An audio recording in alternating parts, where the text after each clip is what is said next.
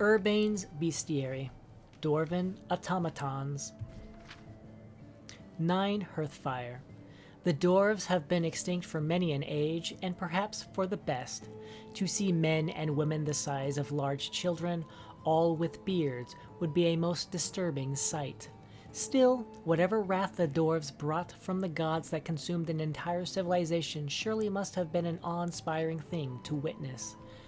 The remnants of their civilization lie buried in the hearts of mountains, and scholars and thieves the world over descend on the skeletal remains of dwarven cities like vultures, to scrape clean the bones of the past, old knowledge waiting to be exhumed and treasures to be discovered. But many men lay murdered in those halls of the damned, because those dwarven ruins do not release their treasures without a fight. My kin would tell the stories long ago, when I was just a child, about how adept the dwarves were at building machines. They would say that before our time, dwarves harnessed the power of the earth and wielded fire and hammers to reshape steel and bronze with a mechanical brilliance that breathed life into these now ancient constructs of metal and magic. In the dark halls and chambers, amid the ceaseless droning of grinding gears and venting steam, they lie in wait to confound or destroy would-be plunderers of the dwarven sanctums, as the grim watchmen of the last vestiges of culture from a dead race. I descended into the humid darkness of Mzulft. The slow hiss of steam, creaking of metal, and the rattle of old gears powering an empty city would unnerve most men. I could hear things in the darkness skittering across the floor just out of sight, and as I stepped over the bodies of plunderers or scholars who had not made it far, I knew it was not rats wandering these halls.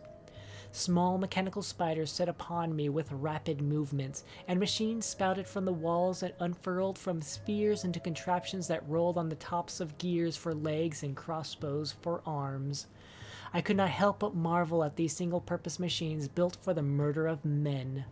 My sword and my shield are my strength, and I am undeterred by such things because I had heard of greater things that roam these depths, and indeed something else in these chambers stirred, and it echoed with massive weight.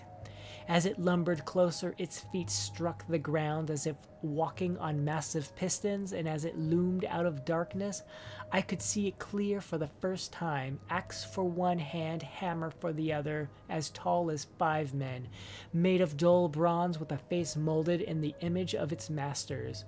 A steam centurion. The stories were true. These were the guardians of the greatest dwarven treasures.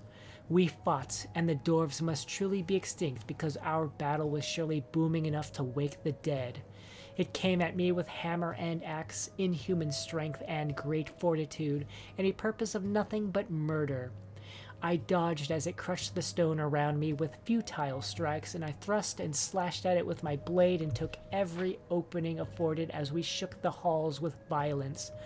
I refused to be undone by a machine. Where the average man would be long dead, I stood over the husk of this dead automaton, its steam escaping like a final gasp. I could have taken the dwarven artifacts and metal, but left them for others, for I would not hex my journey with the possessions of dead men, and maybe that is where countless others go wrong. I will continue my journey across the lands, and perhaps one day Herbane will meet a worthy challenge, for I have yet to see what would make me tremble.